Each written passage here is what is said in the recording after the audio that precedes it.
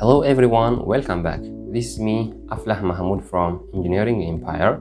In this series, I will be presenting Microsoft Excel and how you are able to prepare template sheets for different purpose, maybe for design purpose or maybe for your own business management systems or whatever it is. So I will start with the basics. We will start with the basics and until you become professionals. So let's start.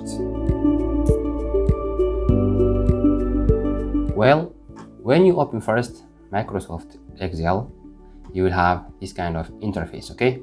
Now let's start from top and we will go down to the bottom. Now the top part, these elements, home, insert, page layout, up to here, are called tabs. So under each tab, there are options, okay? So now if I click on insert, I have these options and I have these options. These are called ribbons, okay? Ribbons. Now, if somebody does not want to see these ribbons on his main interface, you can go here, okay? Collapse the ribbons, and if you click here, it all gets collapsed. Now, if I want to return it back, you can click on any of the tabs. Now you can come here and you can pin it, okay? Now everything will return back to its original system. Now this is called tabs. Under the tabs you have ribbons, and ribbons are arranged in forms of groups. Now here you have the clipboard group, here you have the font group, and so on.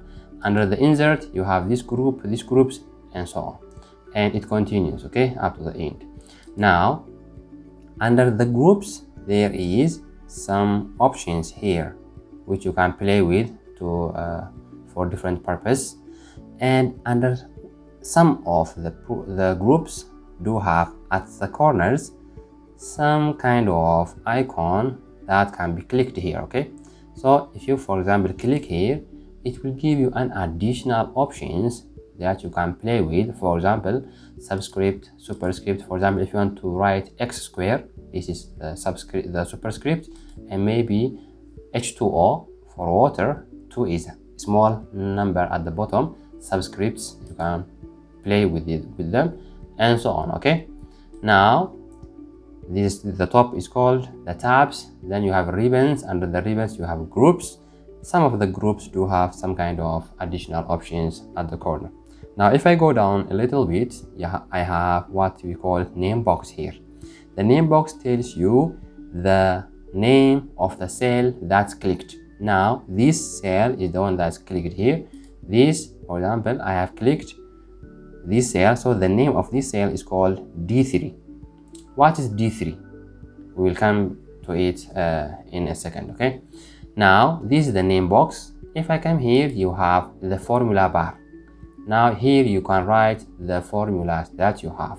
If you have, maybe if you want to add something, multiply something, if you want to make any kind of calculations, you can write it here, whatever formula that you have.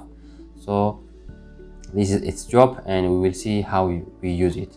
Now this part is called the spreadsheet, okay? The spreadsheet. This is the main part that we will use when you are developing your own templates or when you are dealing with Excel sheets. Now this spreadsheet is made from columns and rows, okay? The columns are alphabetically A, B, C, D, and the rows are arranged in numbers 1, 2, 3 up to whatever you want, okay? So here, for example, if I click on this cell, now the name box tells me what cell is this. This is B3, so B3. If I click here, this is G6, so it tells me that the cell that's being clicked is G6, and so on. So this one will help you when you are developing templates, okay?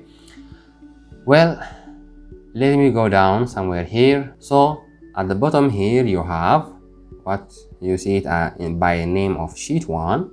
Now when you are preparing Excel sheets, you may have more than a sheet, okay? 1, 2, 3, maybe 10, 20, whatever you want, okay? So here you can name these sheets by double clicking, okay? Double clicking. Maybe let me give it names, okay? if you need an additional sheet, you can click on this plus sign like this, and again you can edit the name if you are interested. Okay, now if I go here, this is called to move this spreadsheet left and right. I will discuss about this one in later videos, but let me come here. This is zooming. Okay, now you see that these cells are shown with some scale.